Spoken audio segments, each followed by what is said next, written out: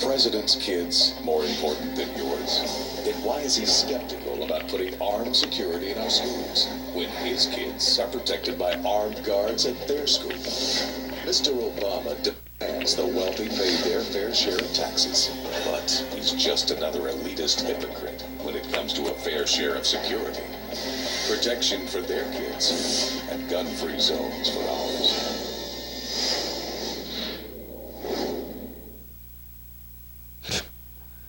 Where to begin, man? First of all, you got all types of bullshit in there. Elitist, hypocrite, fair share of taxes. What does any of that have to do with guns? Right? You know, look, you're entitled to your own opinion of Barack Obama, but in an ad about guns, you're going to throw in elitist, hypocrite, and a fair share of taxes? What is it? That's got nothing to do with guns. It just shows you that the people making the ad are Republican hacks. But let's go to the substance of the ad. Now, look, like I said, Scarborough and Brzezinski were, you know, they were outraged and they were flabbergasted, I guess is a good word. And they were like, how dare the NRA do this? I mean, look, I agree with them, but let me also, they just were arguing from an emotional perspective. Let me give you actual concrete reasons as to why this is a dumb fucking ad. First of all, Barack Obama's the president. You're an accountant, right? Or he's the first African-American president of the United States of America. You probably work a shitty desk job. So to try to pretend like you should have the same kind of Secret Service support and armed guards around you that he should have around him, well, then you're just being silly.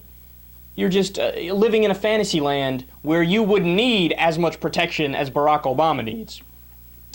And if you can't see that those circumstances are merit different levels of security, you're an idiot, right? I mean, I want to try to bridge gaps and convince you of something here, but you're an idiot. You're beyond help.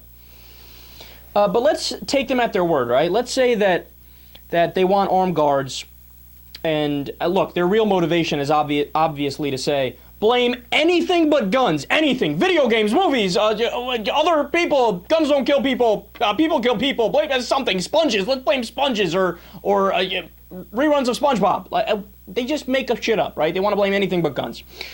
But let's play their game with them for a second. If you apply the argument that they're making in this ad objectively, they're saying we would be safer if we had armed guards, right? Well then, wouldn't we be safer if we had armed guards everywhere? I'm talking the grocery store, at soccer practice, down at the local bar, at the school, at everybody's job. Why do we not do that, right? That's the question. Why don't we do that? Because this isn't a police state, right? I find it hilarious that right-wingers always talk about freedom and liberty. But now, all of a sudden, they're calling for armed guards everywhere and a police state tyranny. And do you realize also, and this is the biggest part as to why their argument is silly, do you not realize that a guard is capable of snapping too? You know, they have bad days. Some of them are questionable in terms of their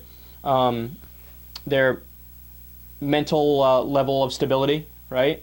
I mean, they're capable of having an episode, or maybe you don't know when one of them is bipolar, one of them is a paranoid schizophrenic, or, you know, they just have some serious problems and they snap. And look, see, this is the thing. The NRA believes in a world of no shades of gray. It's just black and white. There's good and evil that exist, and that's it. That's the end of the discussion. Yeah, but wait a second. Look at Fort Hood, for example. It was a soldier that snapped and killed everybody. And there were guns everywhere, and they still weren't able to prevent the killing of people. And then look at Virginia Tech, right?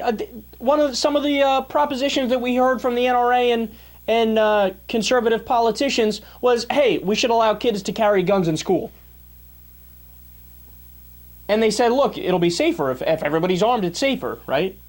Hey, dumbasses, what happened at Virginia Tech? It was a student that came in and snapped and killed everybody. It's amazing that their solutions are obvious examples of adding fuel to the fire and making the problem worse, but they're oblivious to the fact that their proposals would literally make the problem worse.